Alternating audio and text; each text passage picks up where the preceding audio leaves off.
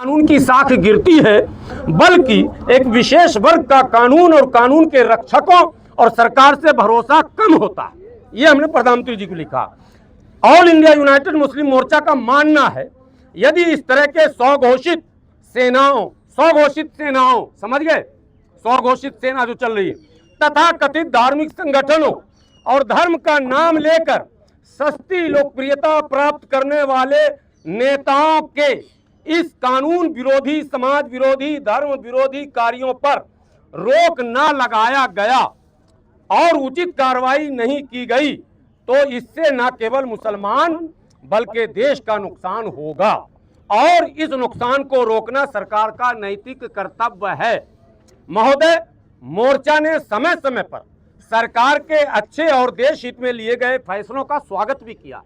हमारा संगठन इतिहास में दर्ज है, प्रधानमंत्री जी के अच्छे कार्यों के लिए हमने समर्थन किया।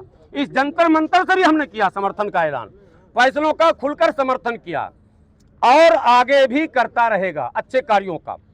लेकिन मोर्चा के सभी समर्थकों का मानना है कि देश, समाज और राष्ट्र की भलाई के लिए गरीब पसमानदा मुसलमानों को विशेष कानूनी सुरक्षा प्रदान करने के लिए जरूरी है कि उन्हें भी अत्याचार निवारण अधिनियम 1989 में शामिल कर लिया जाए ताकि वो भी अपने आप को सुरक्षित महसूस करें और अल्पसंख्यक विरोधी सरकार होने के कुप्रचार से वो अपने आप को अलग कर सकें।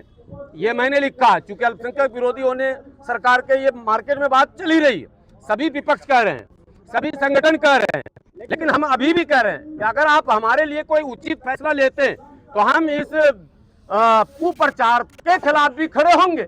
हम कहेंगे कि नहीं, हमारे प्रधानमंत्री जी ने हम लोगों के लिए ये काम किया। सर, पूर्ण विश्वास है कि आप इस विनती पर गंभीरता पूर्वक विचार कर देश समाज हित में उचित निर्णय लेंगे। धन्यवाद। ये आदरणीय प्रधानमंत्री जी को हमने छोटा सा एक ज्ञापन जो मुझे अभी सौंपना है हमारे असम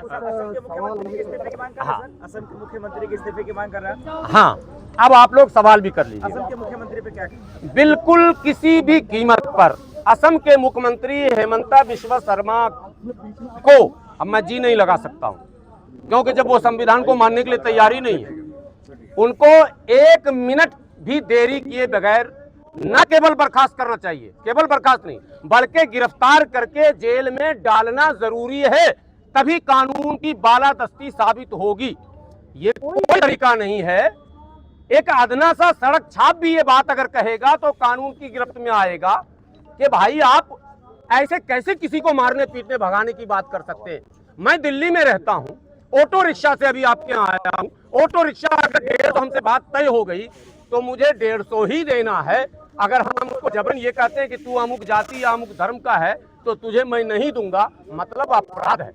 इसलिए अपराध की सजा जो है वो मिलनी ही चाहिए। लेकिन वो